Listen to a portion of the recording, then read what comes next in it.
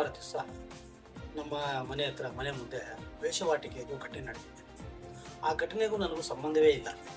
ನಾನು ಪೊಲೀಸರಿಂದ ಪ್ರತಿನಿತ್ಯ ಆವತ್ತು ಸಂಜೆ ಪೊಲೀಸವರು 3 ಗಂಟೆಗೆ ಸೋಮವಾರ ಆಯ್ತಲ್ಲ, 3 ಗಂಟೆಯಲ್ಲಿ ಬಂದು ಪೊಲೀಸವರು ರೈಡ್ ಮಾಡಿ ಈಗ ಏನು ಇದೆಯೋ ಕರ್ಕೊಂಡು ಹೋಗಿದ್ದಾರೆ. ನನಗೆ ಮಾಹಿತಿನೇ ಗೊತ್ತಿಲ್ಲ, ಅದು ರೈಡ್ ಆಗಿರೋದು ಗೊತ್ತಿಲ್ಲ, ಏನೂ ಗೊತ್ತಿಲ್ಲ. ನಾನು ಮತ್ತೆ ಬಂದು 4 ಗಂಟೆಯಲ್ಲಿ ನೋಡಿದೆ, ಎಲ್ಲರೂ ಹೇಳಿದ್ರು. ಸರಿ ಆಯಿತು ಅಂತ ನಾನು ನನಗೂ ಬೇಸರ ಆಯಿತು, ನಮ್ಮ ಮನೆ ಮುಂದೆ ಹಿಂಗೆ ಆಗಿದೆಯಲ್ಲ ಅಂತ. ಮತ್ತೆ ನಮ್ಮ ಮಾಡಿ ನಾವು ಇದ್ವಿ. ಸೊ ಮತ್ತೆ ಸಂಜೆ ಪೊಲೀಸರು ಬಂದು ಬಿಟ್ಟು ಹೋಗಿದ್ದಾರೆ. ಸರಿ, ಮತ್ತೆ ಆವತ್ತಿಂದ ಇಡೀ ರಾತ್ರಿ ಬೈದು ನನ್ನ ಕೆಟ್ಟ ಮಾತುಗಳಿಂದ ನನ್ನ ಹೆಂಡತಿನ, ನನ್ನ ಕುಟುಂಬನ, ನಿಮ್ಮ ಅಂಶ ಹಾಳಾಗೋಗ್ಲಿ, ನಮ್ಮ ಹೆಂಡತಿ ಬಗ್ಗೆ ಅಸಭ್ಯವಾಗಿ ಮಾತಾಡೋದು, ಇದೆಲ್ಲ ಮಾಡಿದ್ದಾರೆ. ಮತ್ತೆ ಮಾನಿಗೆ 7 ಗಂಟೆಯಲ್ಲಿ ಹೋಗ್ಬೇಕಾದ್ರೆ ಅವಾಗಲೂ ನಾನು ಎತ್ಕೋ ಅಂತ ವಿಡಿಯೋ ನಿಮಗೆ ಕಳಿಸಿದ್ದೀನಿ. ಅವಾಗಲೂ ನಾನು ಹೇಳಿದೆ, ನಾನು ದೇವ್ರ ಮೇಲೆ ಪ್ರಮಾಣ ಮಾಡ್ತೀನಿ, ನನ್ನ ಮಕ್ಕಳ ಮೇಲೆ ಪ್ರಮಾಣ ನಾನು ಹೇಳಿಲ್ಲಮ್ಮ, ನನ್ನ ಪೊಲೀಸರು ನಾನು ಯಾರಿಗೂ ನನಗೆ ಗೊತ್ತಿಲ್ಲ ವಿಚಾರ ಅಂತ ಹೇಳಿದೆ. ಆದ್ರೂ ಅಮ್ಮ ಇಲ್ಲ ನೀನೇ ಮಾಡಿದ್ರು ಅಂತ ಹೇಳ್ಬಿಟ್ಟು ಕೇಳಿದೆ. ದೇವರಿದ್ದಾನಮ್ಮ, ನಾನು ಹೇಳಿಲ್ಲ, ಬಗ್ಗೆ ನನಗೇನು ಗೊತ್ತಿಲ್ಲ ಅಂತ ಹೇಳಿದ್ರು ಪದೇ ನಾನು ಹೊಟ್ಟೋಗ್ಬಿಟ್ಟೆ. ಮತ್ತೆ ಆವಾಗ ಹೇಳ್ತೀನಿ, ಮತ್ತೆ ಮಧ್ಯಾಹ್ನ ಮತ್ತೆ 9 ಗಂಟೆಯಲ್ಲಿ ಮತ್ತೆ ಗಲಾಟೆಗೆ ಬಂದರು. ಅದ್ಯಾರೋ ಇನ್ನೊಬ್ಬ ಮಹಿಳೆ ಬಂದರು. ಆ ಮಹಿಳೆ, ನೀನು ನನ್ನನ್ನು ಕರೆದೆ ನಿಮ್ಮ ಮನೆಯಲ್ಲಿ ಅಂತ ಕೇಳಿದೆ, ನೀನು ಬಾ ಅಂತ ಹೇಳ್ಬಿಟ್ಟು ಹೇಳಿದೆ, ಯಾರೋ ಹುಡುಗಿರಿದ್ದಾರೆ ಅಂತ ಕೇಳ್ತೀಯ, ಸುಮ್ಮನೆ ಇಲ್ಲ ಸಲ ಅದೆಲ್ಲ ಹೇಳೋದು ನನ್ನ ಮೇಲೆ. ಮತ್ತೆ ಇನ್ನೊಬ್ಬ ವ್ಯಕ್ತಿ ಬಂದ, ಅದನ್ನ ಬಂದುಬಿಟ್ಟು ನೀನು ನಾಯಿಗಳು ಹೊಡಿತೀಯ, ಅದು ಮಾಡ್ತೀಯ. ನಾಯಿಗಳು ಹೊಡಿದಕ್ಕೂ ಇದಕ್ಕೆ ಸಂಬಂಧ ಏನು? ಬೇರೆ ಎಲ್ಲ ನನ್ನ ಬಗ್ಗೆ ಏನು ಇಲ್ಲದೆಲ್ಲ ಮಾಡೋದು. ಅವಾಗ ಮತ್ತೆ ಅದಾದ್ಮೇಲೆ ಪೊಲೀಸರು ಬಂದು ನಮ್ಮ ಮನೆ ಮುಂದೆ ಇದೇ ವಿಚಾರಕ್ಕೆ ನಮ್ಮ CC ಕ್ಯಾಮ್ರಾ ಓಡಿಸಿದ್ರು.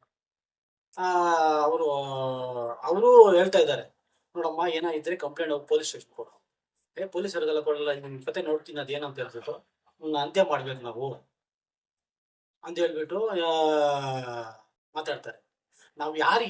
ನಾವು ಅಕ್ಕಪಕ್ಕದ ಮನೆಯವರೆಲ್ಲ ಹೇಳಿದ್ರು, ಏನೋ ಈ ಥರ ಕಂಪ್ಲೇಂಟ್ ಕೊಡೋಗಿ, ನೀವು ಈ ಥರ ಯಾವಾಗಲೂ ಮಾನಸಿಕವಾಗಿ ನಿಮಗೆ ಬೈತಾ ಇದ್ರೆ ಹೆಂಗಿರೋದು ಅಂತ. ನಾವು ಪೊಲೀಸ್ ಸ್ಟೇಷನ್ಗೆ ಹೋದೆ. ಪೊಲೀಸ್ ಸ್ಟೇಷನ್ಗೆ ನಾನು ನಮ್ಮ ಹೆಂಡತಿ ಇಬ್ಬರು ಕಂಪ್ಲೇಂಟ್ ಕೊಟ್ಟು, ಪೊಲೀಸವರು ಮತ್ತೆ ಅದನ್ನು ಅವ್ರು ಕರೆಸಿ ಏನಮ್ಮ ಅಂತ ಹೇಳ್ಬಿಟ್ಟು ಬುದ್ಧಿವಾದ ಹೇಳಿದ್ರು.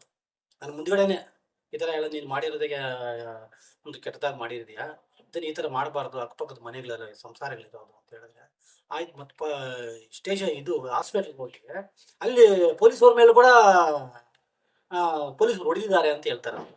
ನನ್ನ ಮುಂದೆ ಬುದ್ಧಿ ಹೇಳಿದ್ದು, ಹೊಡೆದಿಲ್ಲ ಅವ್ರು ಇಲ್ಲಿ. ಆ ಥರ ಇನ್ನು ನನ್ನ ಮೇಲೆ ಅಲ್ಲದೆ ಪೊಲೀಸವ್ರ ಮೇಲೂ ಸಹ ಅವ್ರ ಮೇಲೆ ದೂರು ಕೊಟ್ಟರೆ ಈ ರೀತಿ ನಾವು ಸಮಾಜದಲ್ಲಿ ಅದಲ್ದಿರ ಮತ್ತು ಪ್ರತಿನಿತ್ಯ ಇವಾಗ ನಮ್ಮ ಮನೆ CC ಕ್ಯಾಮ್ರಾವರೆಗೂ ಇದೆ. ನಿನ್ನೆ ಪರಕೆ ತಗೊಂಡು ಹೋಗಿದೆ ನನ್ನ ಹಿಂದ್ಗಡೆನೇ ಬಂದರು. ಬಾರೋ ಇಲ್ಲಿ ಏನೋ ನೋಡೋಣ ನೀನು ಏನೋ ಅಂತ ಹೇಳ್ಬಿಟ್ಟು, ಬಾ ನೋಡೋಣ ಏನೋ ನೀನು ಅಂತ ಹೇಳ್ಬಿಟ್ಟು ನಿಂತ್ಕೊಳ್ಳಲಿ ಅಂತ ಪರಕೆ. ನಾನು ಒಬ್ಬ ಗಂಡಸಾಗಿ ನಾನು ಈ ಥರ ಬೈಯೋದಂದ್ರೆ ಯಾವ ರೀತಿ, ನಾನು ಮಾನಸಿಕವಾಗಿ ನನಗೆ ಬೇಸರ ಆಗ್ಬಿಟ್ಟಿದೆ. ಮನೆಯಿಂದ ಆಚೆ ಹೋದ್ರೆ ಮನೆಯಿಂದ ಆಚೆ ಹೋಗಿದ್ದೀನಿ ಅಂದ್ರೆ ಕೆಟ್ಟ ನಿಮ್ಗೆಲ್ಲ ವಿಡಿಯೋಗಳು ಕೊಡ್ತೀನಿ ನಾನು. ನಾನು ಈ ತರ ನಮ್ಗೆ ಹಿಂಸೆ ಮಾಡಿದ್ರೆ ಅಷ್ಟೇ ಬೈಯೋದು, ಕೆಟ್ಟದಾಗೆಲ್ಲ ಬೈಯೋದು, ನಾವು ಯಾವ ರೀತಿ ಜೀವನ ಮಾಡಬೇಕು ಅಂತ ನನಗೆ ಮಾನಸಿಕವಾಗಿ ನನಗೆ ಬೇಸರ ಆಗ್ಬಿಟ್ಟಿದ್ದು. ನಾನು ಅದಕ್ಕೆ ರಾತ್ರಿ ಕೂಡ ನಮ್ಮ ಜಿಲ್ಲಾ ರಕ್ಷಣಾಧಿಕಾರಿಗಳಿಗೂ ಫೋನ್ ಮಾಡಿದ್ರು. ಸರ್, ನಾವು ಯಾವ ರೀತಿ ನಾವು ಬದುಕಬೇಕು ಸರ್, ನಾವು ಸರ್ಕಲ್ ಇನ್ಸ್ಪೆಕ್ಟರ್ ಶಿವರಾಜ್ ಸರ್ಗೂ ಹೇಳಿದ್ದೀನಿ.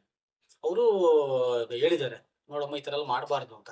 ಆದ್ರೂ ಮತ್ತೆ ಅವ್ರು ಹೇಳಿದ್ರು ನಮಗೆ ಹಿಂಸೆ ಕೊಡ್ತಾರೆ. ನಾವು ಯಾವ ರೀತಿ ಬದುಕೋದು, ನಾವು ಯಾವ ರೀತಿ ಬದುಕಬೇಕು ಅಂತ ಐಮನ್ ಇಷ್ಟ ನಮ್ಗೆ ಏನಾಗಬೇಕು, ನಾ ಐಮನ್ ಬಗ್ಗೆ ನನ್ನ ಮೇಲೆ ಯಾಕೆ ಅಂತ ನಾನಂತೂ ಯಾರಿಗೂ ಹೇಳಿಲ್ಲ. ಬೇಕಾದ್ರೆ ಪೊಲೀಸರು ತಿಳ್ಕೊಳ್ಳಿ, ನಾನು ಹೇಳಿದ್ದೀನ ಇನ್ನೊಬ್ರು ಹೇಳಿದಾರ ಅಂತ.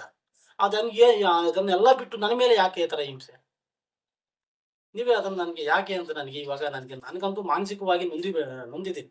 ಮನೆಯಿಂದ ಆಚೆ ಹೋದ್ರೂ ಬೈಯೋದೆ, ರಸ್ತೆಯಲ್ಲಿ ಸಿಕ್ಕಿದ್ರು ಬೈಯೋದೆ, ನನ್ನ ಮಕ್ಕಳನ್ನ ಬೈಯೋದು, ನನ್ನ ಅಂತಿನ ಬೈಯೋದು, ನಾನು ಯಾವ ರೀತಿ ಬದುಕೋದು ಅಂತ